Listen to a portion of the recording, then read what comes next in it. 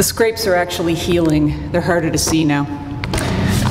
They were, when I wrote that, they were on my mind because my leg hurt a lot. So, yeah, I'm really glad to be here. Thanks for inviting me. And I actually had already planned to do the poem that Claudia had heard me do. I don't know if it needs much explanation. It's it's sort of a science fiction poem, actually, which I suppose covers most of it. Think of it as Victorian science fiction. It's a steampunk poem for those of you who know steampunk. So, and it is called The Scientifically Minded Young Lady's Letter to Her Suitor, or A Gentleman's Warning. It is also an epistolary poem. You're lovely, my darling. You're all I could ask. And your elegant house is a young lady's dream. You're handsome, well-moneyed. I'd live like a queen. We'd have dinners and salons and soirees and masks, but you would take on a Sisyphean task, for I cannot love you as I love my machine. If I could but tell you the joy that I feel when the whole apparatus, it chugs and it gleams, and its motivatorium sputters and steams, and I watch each fine cog mesh with each flying wheel while its vacilloscopic arms glisten with steel. Oh, I cannot love you as I love my machine. The crackle of ether, the whir of the gyre, the magnetized water that gradually streams, conveying mysterious force by this means, into its coils of bright copper wire fills me with such intellectual fire. How can I love you as I love my machine? I've outlined and tinkered and framed and designed for years, and my efforts, though strange they may seem, will soon be rewarded. My triumph supreme. Oh, darling, you must not presume me unkind, but my heart must be shared with the child of my mind, and I cannot love you as I love my machine. But I've outlined and tinkered, oh, sorry, but if you will have me still on this condition, be assured I'm content to labor unseen. When all is ready, your faith I'll redeem, and mankind will witness the fruits of my vision. But our nuptial prospects are still your decision, for I cannot love you as I love my machine. I'd pack it all up, each wheel and each nut, wrap it in cloth to keep it all clean. I think that space in your attic I've seen would do very nicely to set it back up. I'd be quiet as a mouse. The door would stay shut, so I could live with you, though I love my machine. I'd pack it all up in my wedding trousseau, the gimbals, the flywheels, the amphorae that gleam. I'd carry it up to your attic unseen, and save for the dead of night's gaslight glow, none of your neighbors need ever know that I do not love you as I love my machine. What does it do? Oh, this I cannot tell. Believe me, my darling, it's more than it seems. My destiny, not some delusional scheme. I draw from a deep inspirational well, and wonders all work. Admiration compel, though I do not love you as I love my machine. You're lovely, my darling. You're all I could ask. And your elegant house is a young lady's dream. When my work is finished, I'll live like a queen. And I can provide you with all that you ask. But you must allow me to finish my task, for I cannot love you as I love my machine.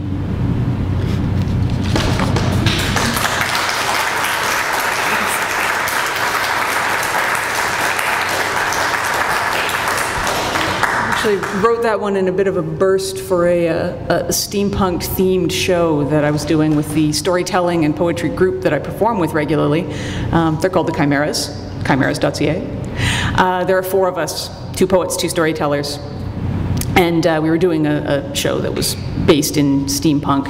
And this second one was related The young lady is similar. It's not the same young lady, but there's still kind of a Victorian feel to this. I was inspired for this poem by rock climbing and by a video I saw of someone rock climbing, rather like this, on YouTube.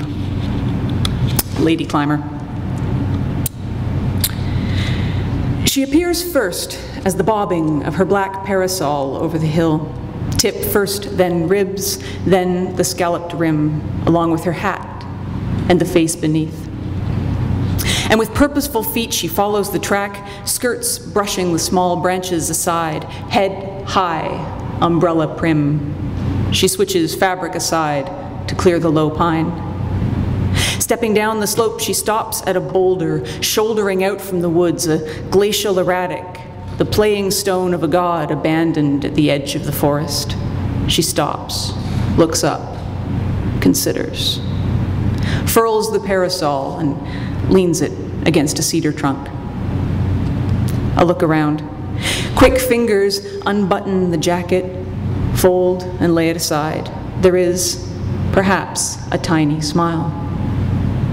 Her gloved fingertips run along the stone down the sweep of a ridge, and then she pulls the gloves free of fingers, smooths and lays them down. There are small white scars on her knuckles. She unpins her hat, lifts it away, touches her hair to assure its place, and then steps in. Her hands find ledges and humps in the stone to curve over and then become unladylike. She twists her body in curves, and feet leave the earth. Her hands are hooked, her nails pared blunt. They rope with strength, and she reaches, finds purchase on a ridge. She pulls upward with legs unseen beneath her skirts. At angles to the earth, she rises. A hand slaps stone hard, finds its one point of friction, holds. She exhales hard, and the hand locks to the surface. The other slides its way up the stone for higher ground to hold to. She kicks her skirt out of the way of a searching toe, finds a small purchase, pulls with thigh and belly.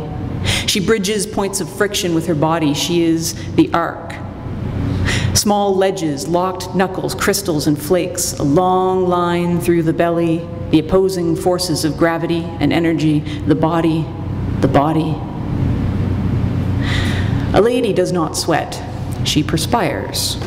Then this lady perspires till the stone feels slippery and frees a hand long enough to brush it roughly across the woolen she wears. She inhales sharp to slap her palm back up and onto the corner, the ridge of the rock.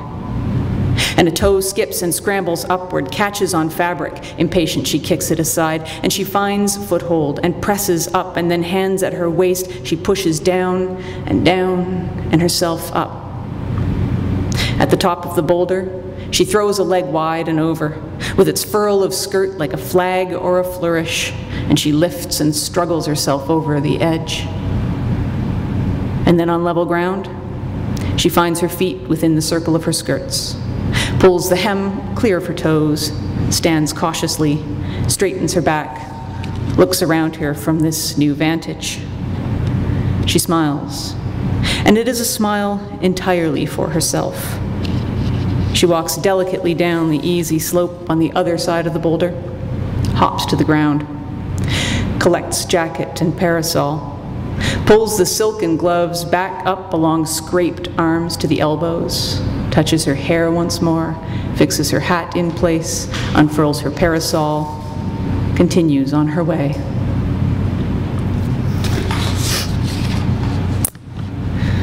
So, let's see, obviously I like rock climbing. I have the scrapes to prove it. All right. I had a couple of poems I brought, I brought one poem for my grandmother and one poem for my grandfather. This one's for my grandmother. Back to Quack Beach in August. I remember a spray of light. Sky blue, dark blue, green across the lake, and red and white buoys. I remember water droplets in a fanning arc catching the light like a cut glass chandelier. I remember the hands holding me, the feel of the smile on the face of a tiny woman with eyes the same color as the sky. I remember ducking in cool, warm water down over my waist. Dangerous depth, I couldn't swim, I was 2. But the water could never close around me. Her hands caught me, always, though it rushed around my body. And up I went again, laughing. I only remember this: one swing up, one anticipated immersion in the water. I am hovering in my memory at the top of the arc, in a spray of light.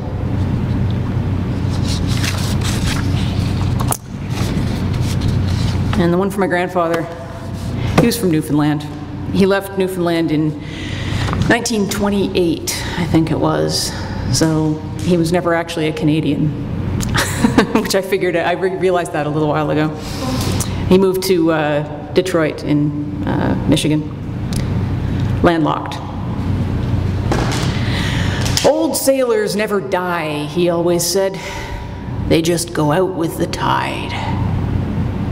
At 18, he left the rock for America and anything but fishing. 3/4 of a century spent inland, a mainland job, a mainland wife, a brick house, ships in bottles. A mathematical man, he only drew one thing, a clipper ship. But that he drew cut with the wind, sails straining, the waves sharp on her keel. A sailboat sat dry in its trailer in his Michigan backyard. After 90 years, he ran aground. The waters rose in his lungs first, but the tide couldn't come to get him in his landlocked state, breathing and breathing again, too far from the coast. Until the last days, when we watched him open his inward eyes on painted houses, granite, a steep village, a black lighthouse point, gray slapping waves ebbing from the wharves, the tide pulling back from the village of his birth, like a hand from a farewell. All right. And I'll just do one more. I don't think I've read this one very often, but I just refound it. Figured I'd pull it out. It's from a couple of years ago. 48 Hours. It's Christmas night. The rain paints ice on anything that will stand still. Wind rocks the cars on the highway. My big brother is trembling in my arms in the doorway on the other side of the long, cold road. 2 days missing, finally here, home for Christmas and shocked at himself, what he's done, what he can do. He set out with no warning. Late one night, a snap decision to drive into the teeth of the storm. Our universe reflects us. Not broken, but breaking, scrabbling for the pieces to fit back together, collect and try to mend, tumbling apart. Our skies mirror us. And so this has been his road, benighted and peering through rain at a fading track swallowed by dark and sleet. Rough nights sleeping hard in parking lots. The sudden bright illumination of a transformer exploding, startling him from sleep. Hour after hour of wrong exits. Long gray, wild stretches of desperation, short rises of hope. This is his road, hard and hostile. The road signs speak in confused tongues. In the long, dark stretches, the vicious air conspires to blind and snare him. A squirrel runs beneath his wheels, too sudden and futile to stop. The small life crushed out, something else random and pathetic. He packs its sorrow in with the rest and keeps driving. He spools a line from his front door through 2 days of chaos and ice-slanted, hostile winter, rocked by wind and blinded by snow, wrestling the steering wheel because demons are harder to grip. Arrived, but not yet through the storm. He shakes in my arms at the door. Thank you.